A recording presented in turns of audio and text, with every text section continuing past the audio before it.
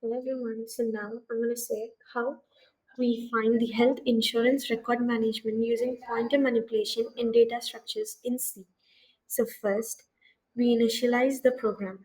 That is, the process begins by starting the program and declaring a file pointer using the file data type. Then the specified file is opened using the fopen function in the required mode. A crucial step involves error checking. If the file fails to open, an error message is displayed.